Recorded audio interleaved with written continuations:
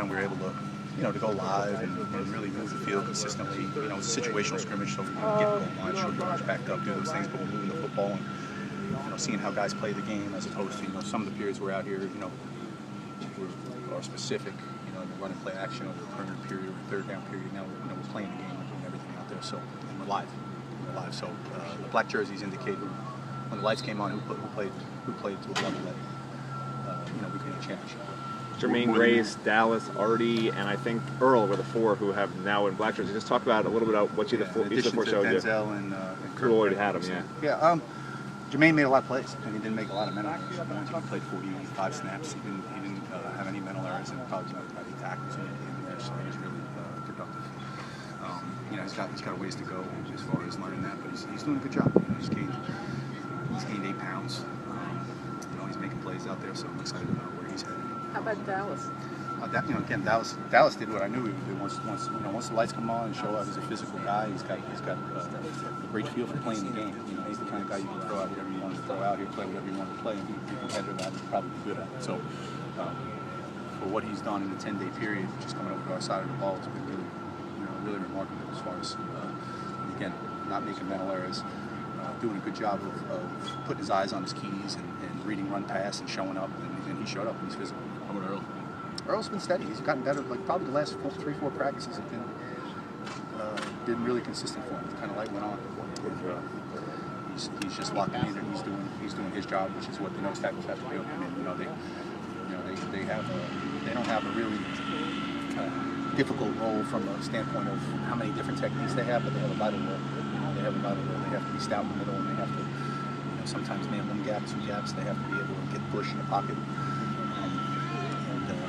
Do a good job there, and Earl's been really consistent. And Artie had an interception, I guess, in the scrimmage. He did, and it was, and it's not just that, but that was one of the things that he did. He made a nice pick, and the biggest thing Artie did was he really rebounded. Again, he got out here late. He missed the first 4, so that was hard. So he was playing catch up with everybody else, and he really bounced back and had a solid day. The biggest thing that he did was he mastered all the techniques we were asking him to do. He played really good when he was pressed. He wasn't giving any ground. He was up there. He was utilizing the fact that he's 6 foot plus and he's long. He was physical up on the receivers. And bottom line is those guys who got the black are doing what we're asking them to do. They're playing hard and doing their job. Tracy Fig, you want them insurance? Yeah, just again, just not up to the standard, in the scrimmage. Maybe that they've been all along. And that's all we can go by. At the end of the day, when we, it's something noticeably different about a scrimmage than a practice. Right? It's the closest we can get to a game situation. We don't have preseason games. We get 3 scrimmages in the spring. We get 3 in the fall. We got 6 opportunities to get a feel for what it looks like. And again, I'm looking at the individuals. Right now, we're mixing and matching. There's not cohesion out there. There's injuries. There's guys that aren't. I'm not worried about that. I'm just worried about how do the individuals grade out? How does each individual play within that? And what are they doing when the lights come on? We've talked about how well suited Denzel is to play inside. Is there anything about Kirby that is different from when he was a middle linebacker? Might he be better outside? He played them both in the scrimmage, so he's playing them both right now. So it's really, it's just a matter of, hats off to him because he's getting a feel for both. Some of the things we asked him to do on the outside were new to him in the scrimmage. Those are some things we got to fix. It wasn't perfect. What he did was, again, he's another guy that showed up. He made plays and played fast. He did the little things. There's some things that go unnoticed within the defense that you have to do. Sometimes you have to give yourself up so somebody else can make a play. Sometimes you're on the front side of a play that goes out there fast, and like linebacker or linebacker, whoever it is, you got to go run up there and hit it and blow it up so somebody can run over the top and make a play. He did all those sorts of things. He did them on 3rd down. Did a nice job with one of the 3rd down games we ran as far as just picking somebody so somebody could come around and come free. So, not only made the plays when he had the opportunity, but did the unselfish things from our defense and is playing 2 positions. So I'm proud of what he's done. With the defensive maybe he had a foot or an ankle. He's got an ankle early, and he fought through it. So we'll see where he's at right now. But he didn't finish off. With the defensive tackle position, are you seeing what you'd like to see out of that position this spring? Well, the thing that hurts right now is Pierre's not been out there quite a bit, and then Chick, Chick's playing in. But sometimes those guys are, they're interchangeable. So, he's missed some. So we really haven't had a chance. Those are 2 returning starters there. We haven't had a chance to see how it looks with those guys. But in their absence, the other guys have gotten reps. So, Kamalu's gotten better. Hamilton's had a chance to get better. King, and then obviously when we talk about the front four, you know, Weish, Jenkins, Moten, Chad Thomas, Demetrius Jackson, 5 more guys here. So, you know, I'm excited. Just as I sat here last year and I said certain guys were going to end up helping us, like Kamalu and Muhammad.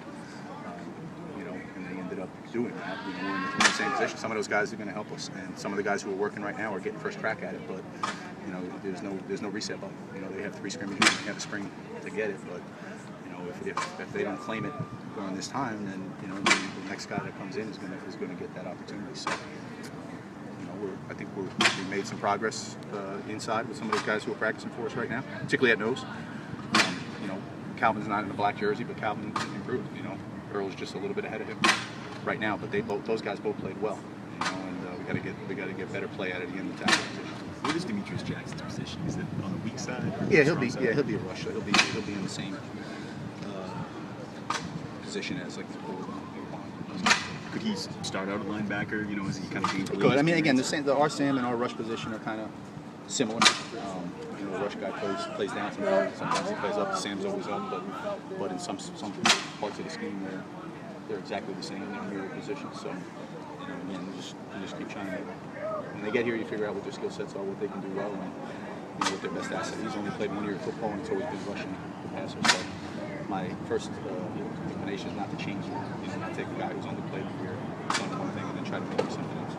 With what you added in, could you see Chickler playing more inside than out because of what you mentioned, some of the pieces you have there? Yeah, what do you think it's going to be? No, he's at it, and again, he's playing all the techniques across the board. So again, you know, we're multiple front defenses. Sometimes he's 4 techniques, sometimes he's 5 techniques, sometimes he's a 6, sometimes whatever it is. So he's playing all the spots and all the techniques, which is only going to help him. You know, as he moves forward, but you know, he's our end. He's in our end position. Jamal Carter obviously not out or whatever, but what have you seen from him this spring? Yeah, Jamal got nipped up early, but great spring as far as just his competitiveness, his passion, you know, and his willingness to continue to try to get better and compete every day and come out here and do it with a smile on his face and have fun. He's always had the athleticism. Have you seen him get in the playbook, kind of understand what he's doing out there more? Yeah, that's such an advantage. You know, I know we've talked about it around here. You know, the disadvantage we were at by not having 2 years worth of bowl practice, but Jamal Carter is a guy who's an example of the benefit of that bowl practice. You know, those 15 bowl practices are where he really grew, and that's carried him to the spring. And I don't know if he didn't have that period right there to get better and have the confidence. I don't know if he'd be as far as he is right now. So he's a great example of why those practices are critical and why we missed him so much previously. There was an interception over there. I couldn't really see it. I saw you afterwards. You know, when you were celebrating. What happened? Oh, just it was we were playing man coverage and with a post player, and our post player picked off the ball. So we haven't had too many where the guy who's in the post picked off the ball. So I was excited about that. And again, it's just a matter of trusting your eyes. I mean, the quarterback's got the ball. You see the quarterback. If you see the quarterback and you see him looking that direction, you know. So that's all. Just having a little fun with the guys. I was happy to see something that we could coach him. Who got the pick? Hugo. Fig and Tracy, they might have asked you not in black today. Tracy Howard stuff. Is that as much a motivator as anything else, or just? No, it's just being consistent. You know, it's not really. There's no motivator in it. I mean, he's been in black every day. That means he's practiced with a black jersey, capability.